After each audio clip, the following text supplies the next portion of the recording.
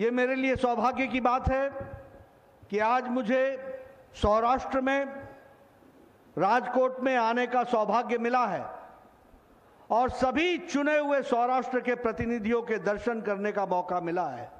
मैं आप सबका हार्दिक अभिनंदन करता हूं, स्वागत करता हूं। और जब मैं सौराष्ट्र की बात करता हूं तो ये संतों की भूमि है और ये सावज की भूमि भी है। मैं ऐसी भूमि को भी मैं नमन करता हूं।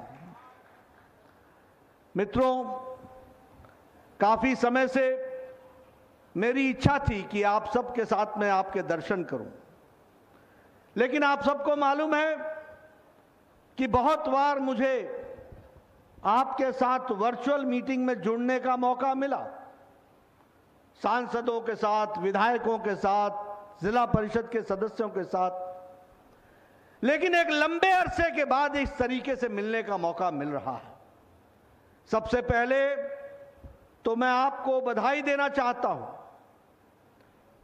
कि शताब्दी के सबसे बड़ी त्रासदी कोरोना, उस कोरोना के पश्चात हम मिल रहे हैं और मैं आपको इसके लिए भी बधाई देना चाहता हूं कि कोरोना की महामारी में जब सारे राजनीतिक दल अपने घर में बैठ गए थे, क्वारंटाइन हो गए थे, आइसोलेशन में चले गए थे, ट्विटर पर मिलते थे, टीवी पर मिलते थे, पर जनता के बीच में नहीं जाते थे, उस समय आप लोगों ने सेवा ही संगठन के माध्यम से करोड़ों लोगों की सेवा की। इसके लिए मैं आपको हार्दिक बधाई देना चाहता हूं। आज ये मूल्यांकन करने का विषय है और मैं मीडिया के साथियों से पूछूंगा कि हम सिर्फ एक राजनीतिक कार्यकर्ता नहीं है, हम राजनीति करना ही हमारे कार्य को आगे बढ़ाने का काम किया। मित्रों, पार्टी का एक बहुत बड़ा पक्ष है, वो है सेवा कार्य का, मानवता की सेवा का, जिसको हम लोगों ने करके दिखाया है। और आप लोगों को बधाई इसलिए देना चाहता हूं कि चुने हुए प्रतिनिधियों ने अपने आप को उसमें आहूत किया, पूरी ताकत झोंकी, जान की चिंता नहीं की और आपने सेवा ही संगठन में कार्य को आगे बढ़ाने का काम किया। मित्रों, मैं आपको दूसरी बधाई इसलिए देना चाहता हूं और मैं ये भी कहना चाहता हूं कि जनता की याददाश्त थोड़ी होती है, वो याद नहीं रख पाती है, वो भूल जाती है। लेकिन यही 1 साल पहले, 1.5 साल पहले कोरोना के परछाई में वैक्सीनेशन पर अन्य राजनीतिक दल किस प्रकार की राजनीति कर रही थी। आपने देखा होगा, वैक्सीनेशन की खिल्ली उड़ाई जा रही थी, वैक्सीनेशन के बारे में पूछा जा रहा था, प्रमाण मांगा जा रहा था। कई बोलते थे कि वैक्सीनेशन लगाओगे तो जीवन में ये हो जाएगा, वो हो जाएगा। कोई प्रमाण मांगता था कि इसका क्लिनिकल ट्रायल कितना हुआ है और प्रधानमंत्री मोदी जी की कोशिश को नजरअंदाज करने की कोशिश करते थे। लेकिन हमारे प्रधानमंत्री मोदी जी लक्ष्य से डिगे नहीं, लक्ष्य से हटे नहीं और 9 महीने के अंदर इस देश को एक नहीं 2-2 वैक्सीन दे करके दुनिया में अपने आप को मिसाल कायम की।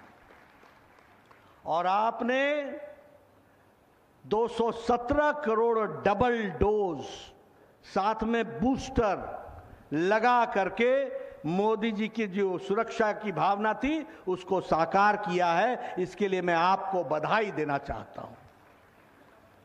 मित्रों, ये छोटी घटनाएं नहीं है, मैं इसलिए आपको याद दिला रहा हूं। मैं पूर्व में स्वास्थ्य मंत्री रहा हूं, ऑन रिकॉर्ड लाना चाहता हूं और कांग्रेस वाले जो हमारे सोशल मीडिया में बात करते हैं उनको बताना चाहता हूं, इस देश में चिकन पॉक्स की दवा 25 साल लग गए भारत आने में, ट्यूबरक्लोसिस की दवा 25 साल लग गए दवाई को आने में, लेप्रोसी की दवा को 30 साल लग गए आने में, टेटनस की दवा को 28 साल लग गए इस देश में आने में। पोलियो की दवा आने में 27 साल लग गए इस देश में, और मोदी जी ने 9 महीने के अंदर एक नहीं दो भारतीय स्वदेशी इंजेक्शन बना करके आप लोगों को देने का प्रयास किया है। और आप लोगों ने वैक्सीनेशन में जो योगदान किया लोग भूल जाएंगे, लेकिन मैं याद दिलाना चाहता हूं कि पिछले वर्ष 17 सितंबर को आपने एक दिन में 2 करोड़ से ज्यादा लोगों को वैक्सीनेशन लगाने में अपना योगदान किया था। और इस वर्ष आपने एक दिन में 17 तारीख को आप सब लोगों ने 1 लाख से ज्यादा ब्लड डोनेशन के कार्यक्रम में शिरकत की है। इसके लिए भी मैं आपको बधाई देना चाहता हूं। मित्रों, मैं अपने चुने हुए प्रतिनिधियों को इसके लिए भी बधाई देना चाहता हूं। हम अमृत काल में अमृत महोत्सव मना रहे हैं, लेकिन आप लोगों ने 20 करोड़ से ज्यादा घरों पर हर घर तिरंगा लगाने में जो आपने योगदान किया है, उसके लिए भी मैं आपको बधाई देना चाहता हूं। ऐसी राष्ट्रीयता की भावना ओत-प्रोत हमने आज तक नहीं देखी थी, जो आज मोदी जी के नेतृत्व में हमको देखने को मिली है। और इसके लिए भी मैं हर घर तिरंगा को बधाई देना चाहता हूं। उस कार्यक्रम में अपना योगदान किया है। मित्रों, हमने लोकसभा तो जीती ही है, 303 लोकसभाएं तो जीती ही। आपके आशीर्वाद से, मोदी जी के नेतृत्व में देश ने अपना आशीर्वाद रखा। हमने यहां भी 26 की 26 लोकसभाएं जीती। हमने 182 में से 112 सीटें जीती। हमारे 112 विधायक बने। लेकिन मैं आपको इस बात के लिए बधाई देना चाहता हूं कि आपने नगर पालिकाओं में भी कोई कसर नहीं छोड़ी और उसमें भी आपने जीत हासिल कराई। इसके लिए भी आपको बधाई देना चाहता हूं। मैं नतीजे देख रहा था, अहमदाबाद में 199 सीटों में 169 सीट हम जीत करके आए हैं। अगर वडोदरा की बात करें तो 76 में से 69 सीट जीत करके आए हैं। अगर हम सूरत की बात करें तो 120 में से 93 सीट जीत करके आए हैं। अगर हम गांधीनगर की बात करें तो 44 में से 41 सीटें जीत करके आए। अगर हम भावनगर की बात करें तो 52 सीटों में 44 सीट जीत करके आए हैं। और जामनगर की बात करें तो 64 में 50 सीटें जीत करके आए हैं। और राजकोट की बात करें तो 72 में से 68 सीट जीत करके आए हैं। यह भी हमको याद रखना चाहिए। और जूनागढ़ में 60 में से 54 सीटें जीत करके आए हैं। मित्रों, यह है आपकी मेहनत का नतीजा और यह है जनता का आशीर्वाद जो आपको मिला है। इसको संजो कर रखना यह आपकी और हमारी जिम्मेवारी है। अगर गुजरात नगर पालिका की मैं बात करूं, गुजरात के नगर पालिकाओं की, तो 2720 सीटों में से भारतीय जनता पार्टी ने 2085 सीटें जीती हैं।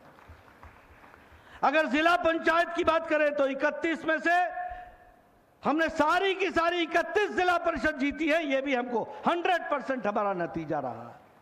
अगर जिला पंचायत की बात करें तो 979 सीटों में 800 सीटों में से 979 सीटों में 800 सीटें भारतीय जनता पार्टी ने जीती हैं।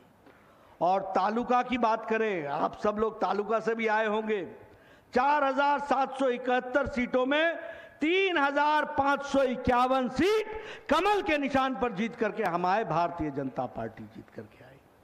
मित्रों, मैं आपको बधाई देना चाहता हूं, साधुवाद देना चाहता हूं कि आप लोगों ने 90% से ज्यादा नतीजे लेकर के भारतीय जनता पार्टी को यशस्वी बनाया है। और मैं गुजरात की जनता को भी धन्यवाद देना चाहता हूं, जिन्होंने एक तरफा फैसला भारतीय जनता पार्टी के पक्ष में दिया है। और इसलिए हम जहां जिम्मेवारी के साथ सेवा के कार्य में जुटे हैं, राजनीतिक दृष्टि से जुटे हैं, उस कार्य को आगे बढ़ा रहे हैं। तो आज जब आपके साथ मुझे दर्शन करने का आपका मौका मिला है, तो मैं आपको प्रोत्साहित भी करता हूं और साथ ही साथ आह्वान करता हूं कि हम इसी रास्ते पर चलते रहेंगे। हम न डिगेंगे, न हटेंगे, लोगों की सेवाओं में लगे रहेंगे और आगे बढ़ेंगे। इस बात को हमको याद रखना है।